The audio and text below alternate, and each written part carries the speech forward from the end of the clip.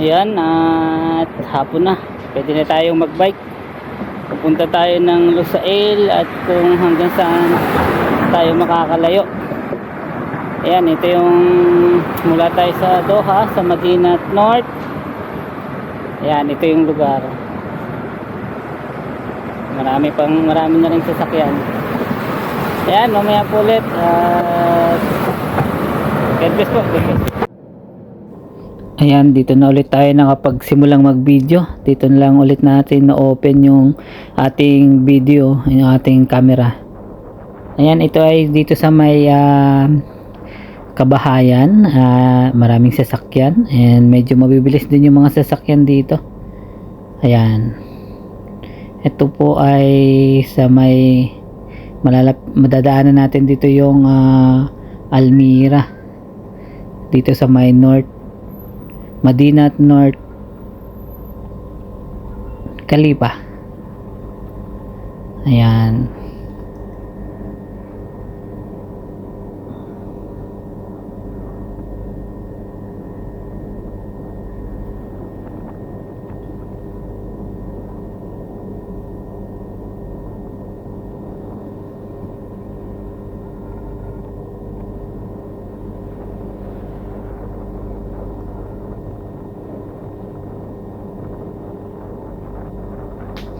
Marami ring sasakyan dito, kaya minsan nakakailang magbike, pero ingat lang. Kailangan maingat ka talaga, alerto. Sa bagay, kahit saan naman dapat maingat, dapat alerto. Ayan, ito na yung ginagawang Almira. Ayan, tapos kakaliwa tayo dyan sa may unahan.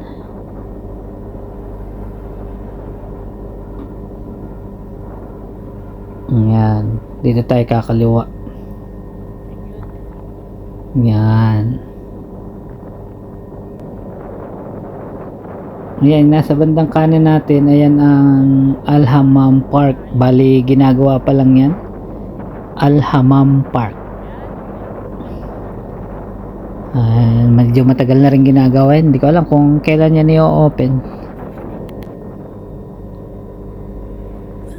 Ayan, tapos nandito na tayo sa sa may Qatar University.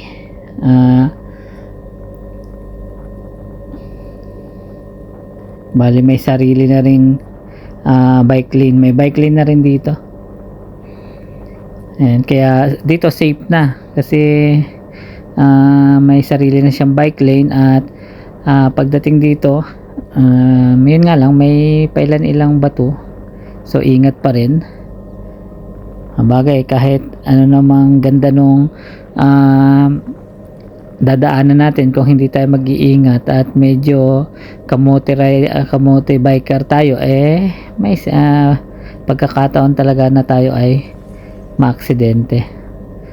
Ayan, medyo maraming dahon, pero may naglilinis po dito, may maintenance dito. Baka hindi lang pa oras ng linis nila, kasi nagputol sila ng mga halaman nung nakaraan dito, kaya siguro maraming dahon-dahon pa na natira. Ayan, marami rin po ditong tanim-tanim at mga halaman. Ayan. Ayan, yung kabila ay highway, yung kabila naman ay university, Qatar University. Medyo mahaba po to, malaki kasi itong school na to. Ayan, nandito na tayo sa may traffic light between Qatar University, patawid punta sa may, yan na, green na, tara na, green na. Ayan, hindi naman dito delikado, basta sumunod ka lang talaga sa traffic light. Sa bagay, kahit saan naman, basta marunong tayo sumunod sa rules and regulation, safe tayo.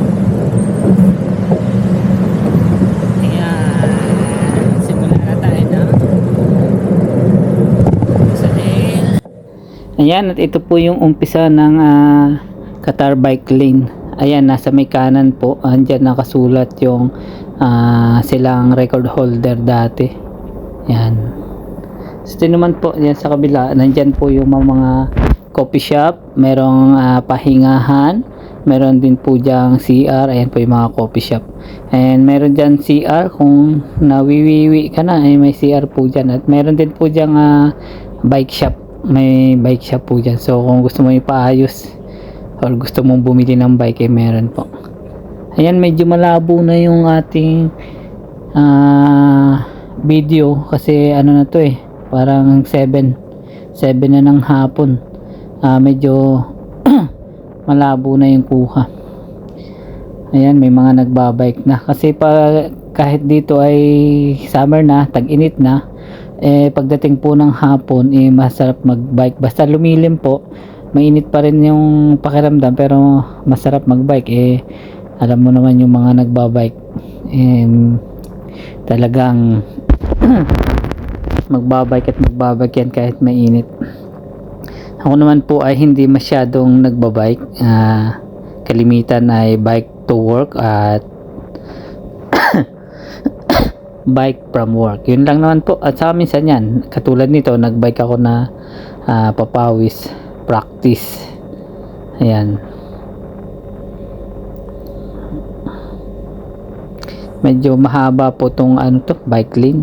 Parang nasa 32 kilometers yata to. Ayan, sakop pa rin po ng school yan. Nasa, ayan, madami pang halaman dito sa kabila. Pero yun sa kaliwa po natin ay school po yan. Tapos ito yung kakaibang tunnel. Hindi po yan kaibang tunnel. Kakaibang tunnel po yan. Marami po rito ang kakaibang tunnel kasi kalsada po yung taas yan. Daanan ng mga sasakyan. Yan. Pinaganda po talaga nila itong bike lane ito. Marami kang makikita na mga halaman, puno, damo. Talagang inaalagaan po nila yung mga damo na yan at halaman, mga puno. May nagme-maintain din po niyan. At saka may automatic na pandilig yan. Ayan. Tunnel na naman. O tunnel ulit. Masarap po magbike dito. Siguradong safe. Kasi talagang bike lane lang ito po. Pag sinabing bike lane lang po talaga. Para lang po talaga to sa bike. And meron din po dyan daan ng ambulance in case po na may may aksidente or may mag-collapse or anumang mangyari sa biker, may mabilis po makakapasok dyan yung mga ambulance.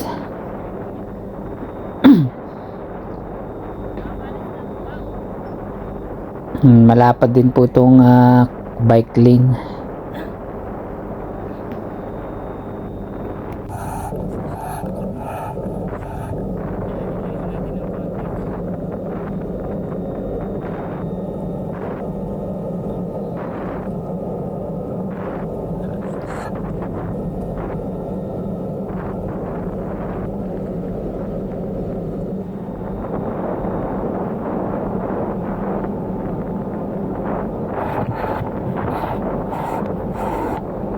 Makikita nyo napakarami pa rin puno magkabila. Yan, may bakod din po para sa in case na may aso ay hindi kayo basta makakagat.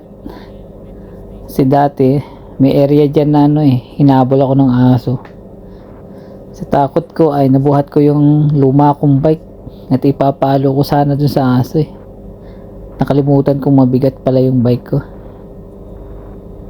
Ayan, malapit na po tayo sa may Lusail Metro Station.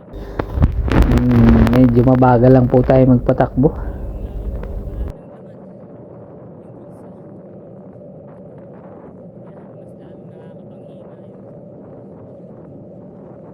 Ayan, ito na po yung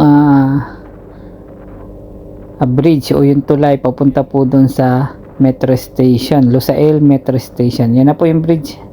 Maganda po yung daan na yan. Siyempre aircon. Ayan po sa may bandang kanan. Ayan po yung Metro Station. Ayan. Tapos ito naman nasa kaliwa na yan. Yan yung entrance. Ayan, dyan ka maglalakad sa bridge na yan. Tapos papunta dun sa yan, sa metro station. Ayan, nandito na tayo sa may bridge. Ito lang yung mga ahon dito, yung mga bridge. Ahon at lusong. Medyo hindi siya ganun kataasan, pero hirap pa rin ako kahit hindi ganun kataas. Kahit hindi ganun katarik, hirap pa rin ako umakyat. Ayan, nandito tayo sa taas ng bridge. Malapit tayo dyan sa may Lusail Metro, Lusail Stadium. Ayan yung Lusail Stadium. Yan yung bagong stadium at pinakamalaking stadium dito sa Qatar, na located siya sa Lusail. Ayan yung highway naman po.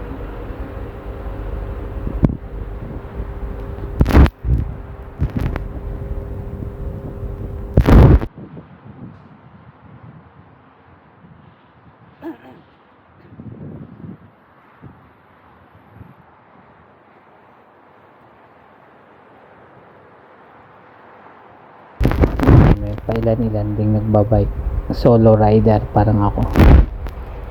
Ayan, at yan, makikita rin po natin dito yung bus station papuntang Alcor, kung saan biyahe. Yan, bus station malapit po sa metro station. Kasi may mga area na hindi abot may mga area na malayo sa metro station, kaya bus yung sasakyan mo, or kung mayaman-yaman ka naman ay mag-u-Uber ka. Pero katulad ko na medyo salat sa pera, nagbabike ako.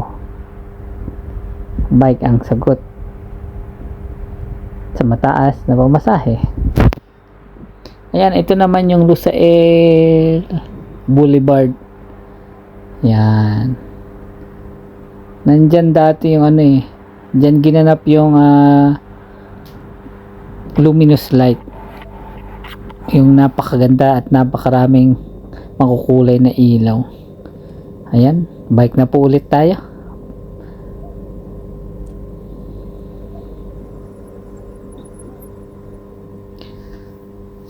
Nagpahinga lang din po tayo, kuha ng video kunyari, pero pagod na. Iba na talaga yung tumatanda. Ayan, and makikita po natin din yung palubog na yung araw. Ayan, nabot na tayo ng dilim. Ayan, nasa bandang kaliwa natin, ayan naman yung Lusail Sports. Nalimutan ko. Ayan, pinaglalampasan lang tayo ng mga road bike. Gravel bike po yung gamit natin. Ayun, naalala ko na. Yan po yung Lusail Sports Complex. Mas luma siya kaysa dun sa isa, at mas maliit kaysa dun sa Lusail Stadium. Actually, 3 stadium po yung madadaanan natin kung papunta ka ng Alcor. Una nga po yung galing ka dito sa Doha. Una po yung Lusail Stadium, yung pinakabago at pinakamalaki sa kanilang stadium dito sa Qatar. At ikalawa yung Lusail Sports Complex, mas luma at mas maliit kaysa Lusail Lusail Stadium. Yung kumikinang-kinang na yan ay ilaw ng naka road bike na lumampas sa ating kanina. At pagdating mo po, bago ka dumating ng Alcor, ay dadaanan din ng ang ikatlong stadium dito sa ang Lusail na ako ng Lusail, ang Al-Bait Stadium. Pero hindi po tayo makakarating doon kasi hindi pa kaya ng tuhod, kasi babalik pa po tayo. Magkukan lang po tayo ng 25 kilometers or 26 kilometers papunta, at 25 at 26 kilometers pabalik. And ito po ay pabalik na po tayo. Madilim na talaga. Buti na lang marami pong ilaw. Maliwanag yung ilaw dito sa bike lane. Ayan, marami pong nagbabike, grupo-grupo, nagpa-practice. at exercise na rin.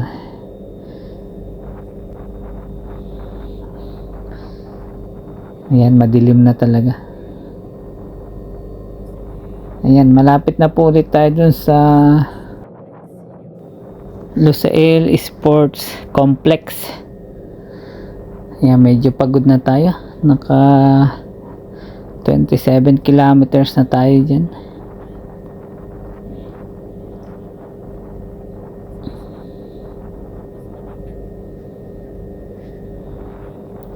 Ayan, yan po yung Lusail Sports Complex. Daanan natin yan kanina. Yan yung nasa kanan natin ngayon.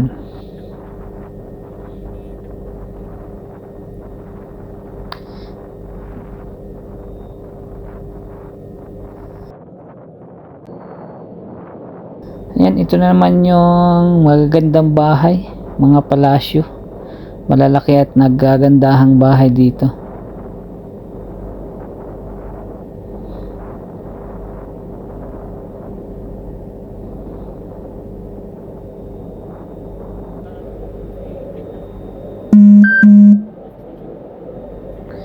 Ayan, yung building na makulay, malapit to sa may bus station.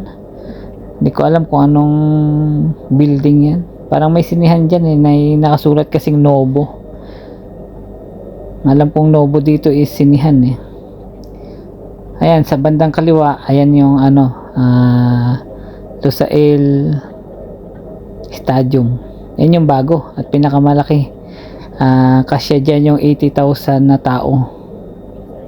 Mas maganda siya pag gabi kasi makulay, maraming ilaw, lalo na pag may event kasi may mga nakasulat dyan, Eid Mubarak or kung anong event na nandyan, may nakasulat dyan. Napakalaki nyan, makulay pa. Ayan, yung sa kabila naman yung bus station, naituro ko na yan sa inyo kanina. Tapos ayan naman yung Lusail, yan yung apat na matataas na building na makulay blue.